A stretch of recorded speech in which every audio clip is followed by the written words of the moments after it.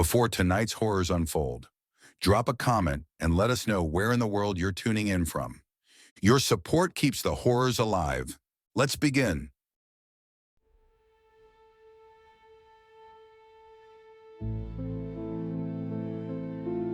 It was an hour before Edgar's alarm was set to go off when a series of rapid thumps on the roof jolted him awake.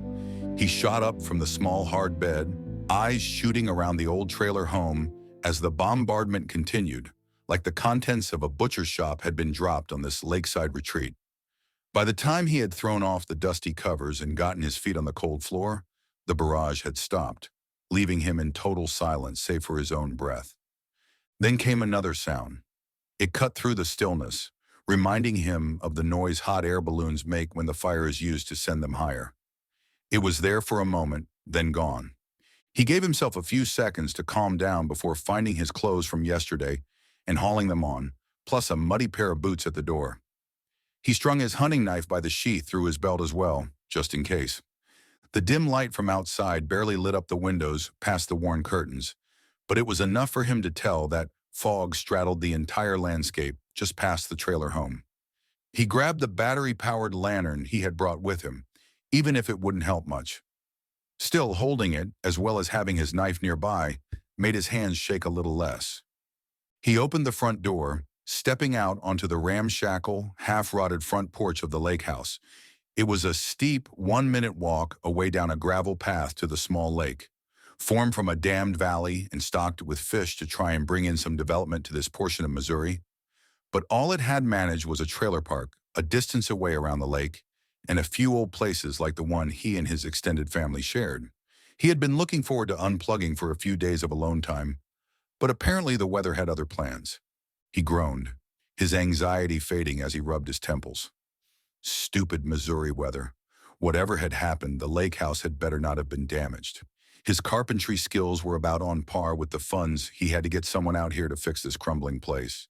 But it was as soon as his first step off the covered front porch that he found the issue at hand was something else entirely. Plopped right on the front step was a large gelatinous thing, some sort of gray, squishy orb, almost like a deflated oblong balloon. He grabbed a walking stick from the porch and poked the blob, moving it off the step with a meaty thud.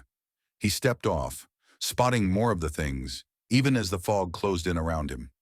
He walked around the perimeter of the house, checking and seeing no damage, just more of those blobs littering the landscape and rolling off the roof. Each one barely the length of his hand, yet they were everywhere. What on earth could these things be? He poked another, shoving the stick further in, yet the increased pressure didn't break or rip the blob. It gave inward. He sighed.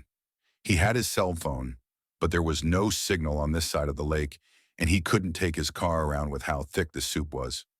He had a long walk ahead of him. He moved toward the road, the lake house and tree line disappearing into the fog.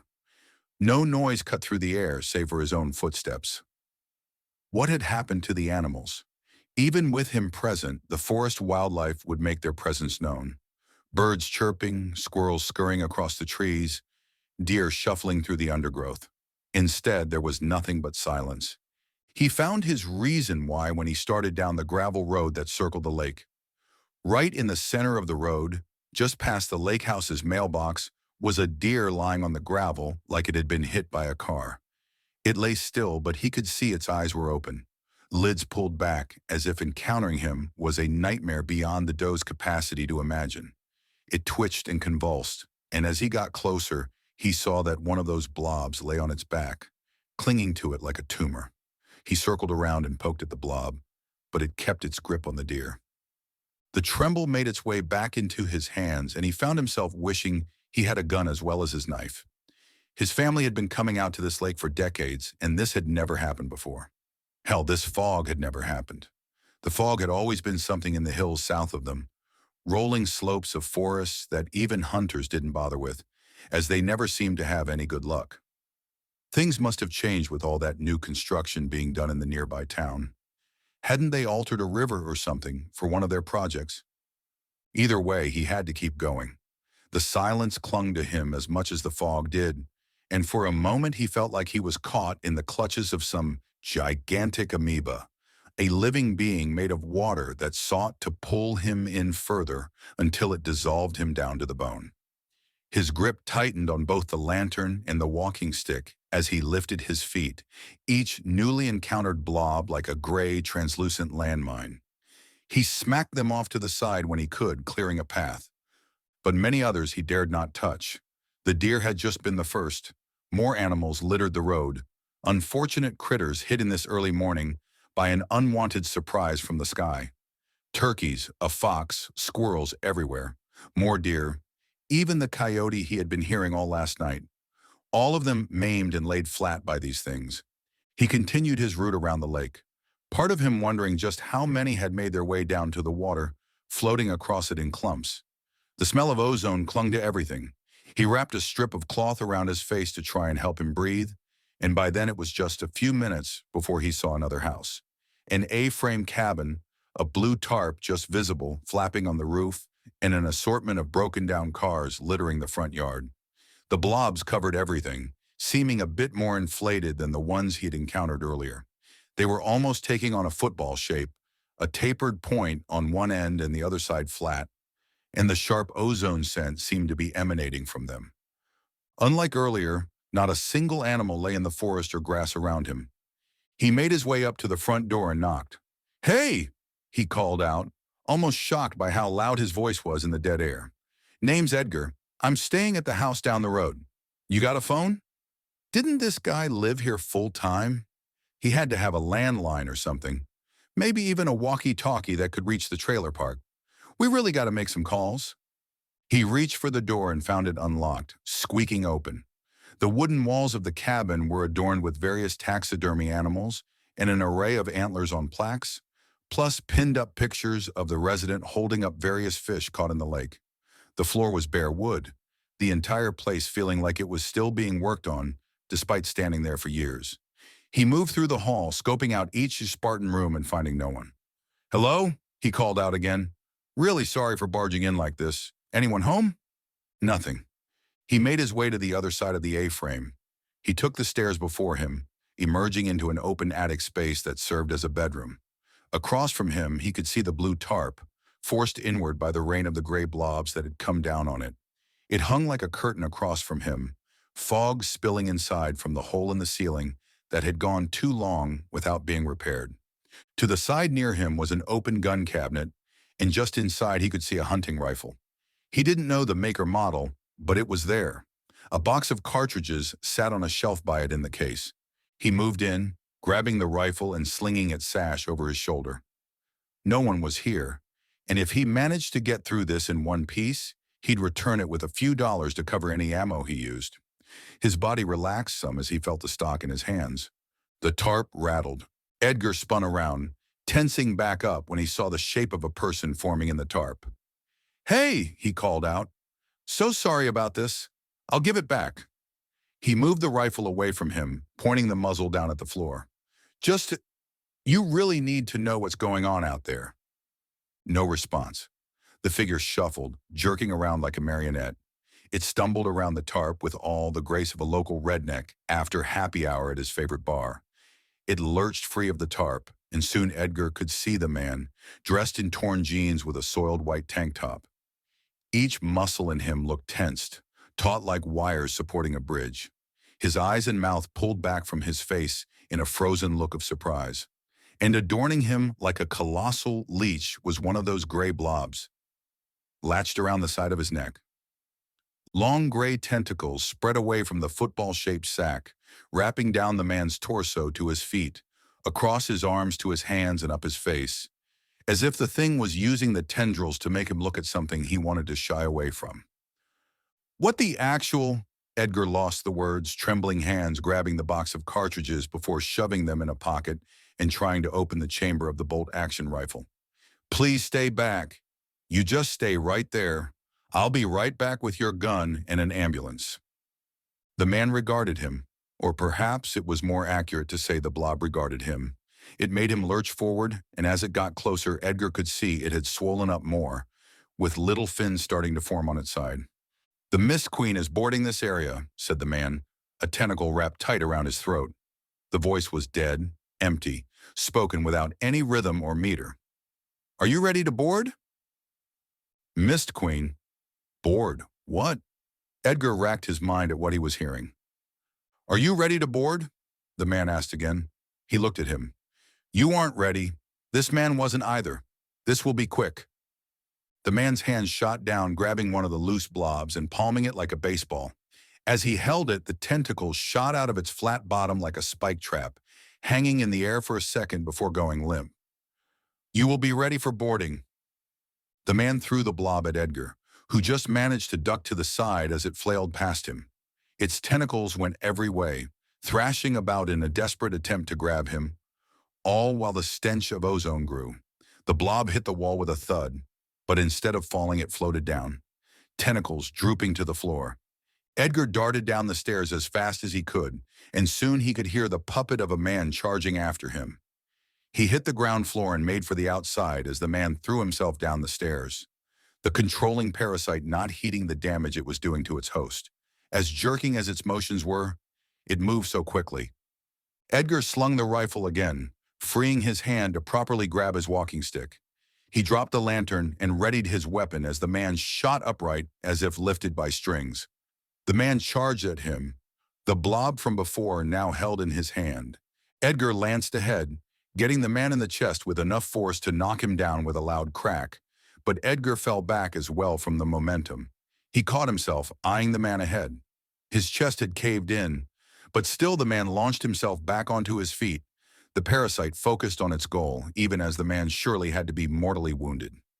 You will be ready to board the Mist Queen, said the man in that same cold, empty voice, as if uttered by a robot. Hell with this, said Edgar, dropping the stick and readying the hunting rifle. He managed to force a cartridge into the chamber and locked it tight, raising the barrel at his opponent. He did everything he could to keep his hands from shaking the barrel, trying to replicate the breathing exercises his uncle had taught him when showing him how to use a gun. The man shot forward and Edgar fired. Rather than hit him straight on, his shaking had sent the bullet into the pulsating sac on his neck. The sac exploded in a fiery ball, setting part of the A-frame alight and sending the man's head flying as his decapitated body fell to the floor, the tentacles covering him falling off.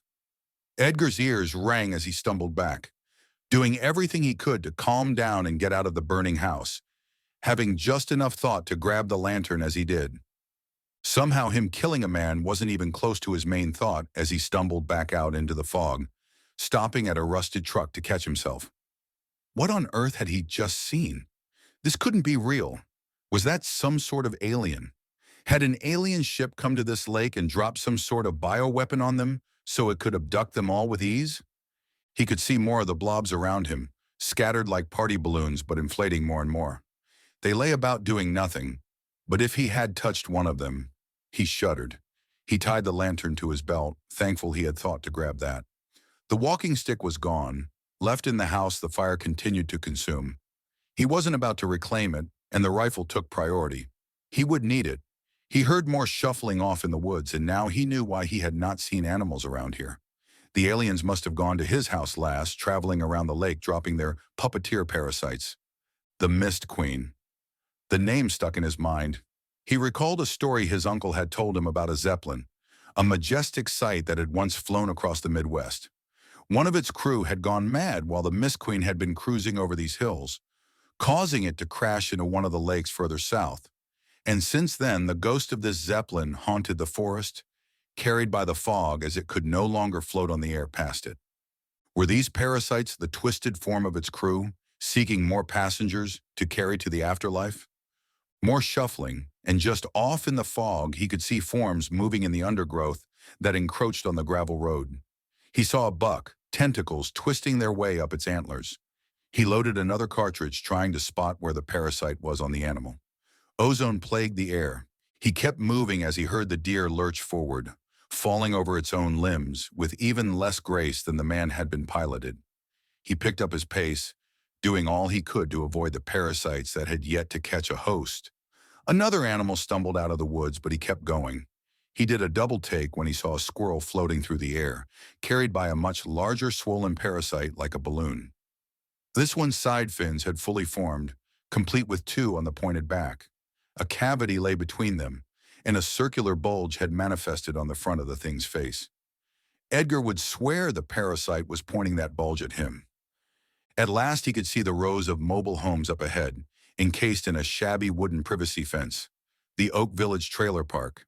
He saw more small animals floating upward, disappearing into the fog and paying him no mind. Squirrels, rabbits, birds, even a fox and bobcat, their own parasites inflating more to support their climb up the thick air. A deer stumbled out of the woods, its parasite the size of a beach ball and still swelling. The deer looked to be shriveling up, desiccating. No time. He charged up the road, finally spotting the office for the trailer park. He barged his way inside and slammed the door shut behind him. He pushed himself against it, panting as he slid down to the floor. No lights were on inside the office, as empty and dead as the rest of the world he now lived in. Who knew how far this fog went, created by the Mist Queen so it could take on passengers, carried this far north by the changes to the landscape affecting where its vapors could travel. He checked the chamber of his rifle again. He had a handful of cartridges left, his lantern and his hunting knife, for whatever good that would serve him. Maybe it would leave after taking enough of the wildlife, and whatever poor souls that had touched one of its crew. Or perhaps they would all be ready to board. "Hey," said a voice, followed by the cocking of a gun. Edgar looked up to see a middle-aged, frumpy, bald man pointing a pistol at him before lowering it. "You ain't one of those freaks. Sorry about that." "It's okay," said Edgar. "Been a long morning." He pulled himself up. "Edgar." "Warren," said the man. "Where on earth you come from, boy?" "Down the road," said Edgar. "Got any idea what's going on?" "No more than you do, I'd wager," he said. He moved over to the front desk and grabbed a water bottle, which he tossed to Edgar. "Those damn blob things plastered my entire park before the sun was up. Tried to clear them off before the dimwits renting my lot started messing with them when I realized something was off. I'm sure you've seen what these things do." Edgar nodded. "So, you've been hiding in here," he said. "When's help coming?" Warren shook his head. "Don't know what these things are, but they're damn smart. One of them, controlling this father and his kids, dug up the line those internet people had just installed. Cell phones ain't working either. Whatever's doing this has us cut off. The Mist Queen. I heard one of them saying that before she threw one of those blobs at another woman here." Warren shuddered. "I don't know where they are right now. Last I saw, they were trying to break into a house 2 lots over. 2 idiots I've been trying to evict for a while because they keep shooting off these massive fireworks after midnight." "That might be just what we need," said Edgar. "I shot one of those parasites and it exploded." Warren raised a hand to his chin, contemplating this. "Better we hide. Who knows where they are?" A window shattered somewhere in the back of the office. They both raised their guns, Edgar flicking off the safety as he took in the form shuffling out of a back room. A man, his body shriveling even as the parasite on his side swelled, contorting and breaking his spine to accommodate itself. "The Mist Queen is boarding this area," he croaked out, the dead voice hoarse. "Are you ready to be boarded?" In his hands he held 2 more of the parasites, tentacles ready. "Why'd it have to be you, Gary?" growled Warren. "Damn Mist Queen's taking over my favorite tenants." He shot Gary's parasite without hesitation, the gray blob erupting into fire and blasting its victim to bits. "Guess we're trying for that house, kid." They burst out of the burning office, Edgar's ears still ringing. What on earth was in those things that made them explode? It had to be tied to the ozone he smelled. Why the victims were shriveling up as the parasites grew bigger. The fog closed in on them, but even through it, they could see people stumbling their way. Their parasites had grown almost as large as their bodies, inflating so much their victims seemed to almost float across the ground, each gentle step carrying them with ease. Edgar gulped and fired, taking out another and earning another blazing explosion that obliterated the poor host. Still the parasites sent their debilitated puppets forward, more of their ilk in hand, swollen football-shaped orbs, taking control from all manner of places. They favored the head and shoulders, but he saw them clinging everywhere they could. One floated along while dragging its puppet by the foot. Many threw parasites at them, but they managed to dodge, Warren doing so by a hair. The flames made the others shy away, and soon a path was cleared for them to charge down the park's road toward the lot Warren had pointed out. Another mobile home, nearly indistinguishable from the rest, the door broken in and the previous tenants out on the front lawn, floating upward and making their way into the fog. Others still remained, blocking their way. Edgar and Warren held back from destroying these ones. If they did, they risked catching the home afire and lighting all the fireworks. More came in behind them, but these ones did not try to attack or throw their parasites like the others. They stared at the two of them, a line of desiccated men, women, and children at the complete mercy of their puppeteers, eyes almost begging them for help, even as the tentacles pulled the lids back and worked their mouths and throats. "The Mist Queen is boarding this area," they called out in unison. "Are you ready to board?" "The actual crap is the Mist Queen?" barked Warren, raising his gun. "I don't believe in ghosts, so you better have something good." The hosts stopped, jerking their heads to look at each other. "We are the Mist Queen," one said. "What?" Warren scratched his head. "The Mist Queen is no ghost," another said. "Each of us is the Mist Queen.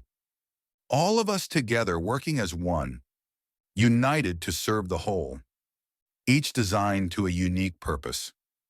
We are to ready you to board. Others will board you. More will take care of you. And the rest shall carry the Mist Queen to the next place." They all stopped and jerked their heads upward. "The rest of us is here." Edgar felt his skin grow cold as he looked at the fog, still as obscuring and opaque as before. Then he saw something move. Giant cords tapering down from the sky, dozens of them. No, not cords. Tentacles. Tentacles just like those on the parasites. Elegant, yet covered in rows upon rows of barbs. Had he not been trying so hard to find them, they might have almost blended into the fog. The tentacles twisted upward, and the further he craned his neck, the more he could make out an obscure, dark figure floating down. He heard the hot air balloon sound from before, and the shape moved ahead, the fog parting to reveal what now draped its tendrils across the trailer park. Its body matched that of its parasites, but yet was so much more. The finned, inflated form was lined and supported by a frame of something white like bone, containing its swollen body like a cage. Rows upon rows of pods lined the protruding bottom side. Above them, he could see the inner workings of the horror through the translucent hide, pulsating organs working to power the monstrosity. Bodies of the taken floated upward toward the pods, tentacles reaching and grabbing them before the pods opened sideways for their catch to be placed inside.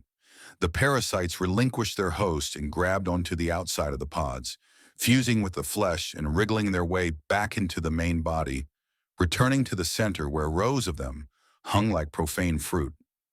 The pods closed once full, their prey now fully boarded and ready to be taken care of. And at the front of the Mist Queen, the circular bulge opened. A single rose-colored eye gazed down, a long light band running across it, while three slit-like pupils focused in on the two of them. "You will board the Mist Queen," said one of the hosts. She, as well as the others the Mist Queen had taken, started to float upward. "Even if you're not ready, you will board." The Mist Queen moved itself over and tentacles dropped down around them, a trap of barbed tendrils barring their way, even as they took the other people the parasites had claimed. A series of tentacles fell down toward them, shooting out of the Mist Queen's main body. "Get in the house!" yelled Warren, pushing Edgar ahead and out of the reach of the tentacles. "Find something and—" Warren's words devolved into shrieks of agony as several tentacles wrapped around him, digging their barbs into his arms, legs, torso. Soon they were dragging him up into the air to board alongside all the other people that had called this park home. Edgar managed to tear himself away from the sight and got back onto his feet, dashing past the hosts that now floated up to rejoin the rest of their kind. Edgar could almost feel that inhuman, banded eye glaring at him, somehow seeing him in so many ways he couldn't comprehend. He got to the door of the mobile home, loaded a shot and fired it up at the Mist Queen, but if it did anything, he could see no evidence of it. The Mist Queen must have been far beyond the parts of itself thrown on the ground to catch prey, reinforced against such paltry weapons. But if the house had something with more punch— Edgar threw himself into the home, loading another cartridge into the rifle even as his eyes shot around, looking for anything that could save him. He heard the firing sound again, and it finally clicked that this was the Mist Queen, using whatever it had in its form to propel itself through the air. The windows grew darker as the horror stopped itself just over him, and he could hear wood cracking and tearing as its tentacles shot down and bombarded the roof. More tendrils blocked off the windows and open doorway, leaving him trapped and soon to be as exposed as a rabbit whose home had been dug out by a starving wolf. Finally, he caught sight of a colossal tube of the sort a young him had only imagined having the money to purchase. He moved over to it, scrambling around and eventually finding a lighter. He grabbed both and moved to the center of the home, looking around for some sort of wick he could use to light it from a distance before. The roof caved in, and he could barely put up his hands in time to protect his head as the wood and debris rained on him. Then down came a tentacle, and his waist erupted into seething pain as the Mist Queen grasped him in its clutches. It felt like a burning ring of fire had closed tight around his midsection, his skin erupting into welts as the barbs dug in, his legs numbing within seconds. The Mist Queen started to retract him out of the mobile home, and it wouldn't be long before it brought him up to one of those pods to board him. The gun was gone, fallen off his shoulders from his rough climb into the air. The fireworks lay below him. Even as Edgar shrieked in pain, his hand moved on its own, scrambling for the sheath at his side and popping it open. He kept his hand clear of the tentacle around his waist, just managing to pull the knife free without touching the barbs and bringing it up. He sawed at the tentacle, cutting it off and sending him back to the ground. He hit the debris-covered floor of the home, a whole new host of pain joining the tentacle that had loosened itself from his waist. He cried out again, his knife lost to the side. The Mist Queen still lay overhead, only a matter of time before it sent down another tentacle to board him. There it was, just within reach, the tube of fireworks, spared from destruction by the falling debris. He still had the lighter. He could see the wick sticking out as if beckoning to him. "You will still board," called out a parasite's host as it floated by. Even as Edgar fought for his life, all parts of the Mist Queen still acted like he was just a small part of a normal day. He cried out in excruciation as he flicked the lighter on and set the wick ablaze. He pushed himself and rolled away, his body finally giving out from the countless wounds covering him, leaving him on his back. The fireworks went off a distance away, countless shots flying up into the sky and blanketing the Mist Queen in their multicolored glory. Blast after blast hit its underside, searing tentacles, blasting pods and charring the hanging parasites. He could almost see the bandit eye widening as the firing sound emitted again, trying to carry the floating horror away from the constant bombardment. The firing sound was soon accompanied by an eruption that dwarfed all those emitted from the hosts, and Edgar just managed to see a fiery blaze erupt on one side of the Mist Queen, sending it off tilt and moving toward the ground as he descended into unconsciousness. Edgar awoke to find himself in a bed, most of his body wrapped up and every part of him hurting like he had just been put through a trash compactor. He must be at the clinic in the town near the trailer park. A nurse entered the room and turned to him when he awoke. "Good to see you're awake," said the nurse. "You have a lot of questions right now, don't you? Just know you're safe for now, though I have someone who wants to talk to you." "Okay," said Edgar. He couldn't do anything else. He was trapped, but at least he still lived. The nurse nodded and left, soon replaced by a man in a suit. Edgar had only ever seen men like him in movies. "Hello, young man," he said. "You're quite lucky to be alive. After all, it's not every day a gas main explodes and takes out an entire trailer park, plus some of the surrounding area." "That's not—" Edgar stopped. It clicked. "I suppose I am." As if anyone would believe the truth, but surely the man across from him had to make sure Edgar didn't even try. "Well, at least it won't happen again. It's all over with, isn't it? We're cleaning up all the other remnants in the area," said the man. "We've picked up the mobile home park, the lake, and the burned house nearby. That one yours?" "No, the one past it," said Edgar. "At least they're all gone, right?" "There were none dropped at the house past the burned one," said the man. He started, his calm expression giving way for just a second, then reached up to his ear. "I'll take my leave for now." Get the nurse to call someone to get you. You won't be going back to your house for a while." Before Edgar could say anything else, he darted out the door. Edgar lay in bed, skin growing clammy, even as his exhaustion caught up with him again. He faded back into sleep, but not before he glanced out the window and, in the early misty morning, almost thought he could see a small, floating, translucent shape moving through the vapor.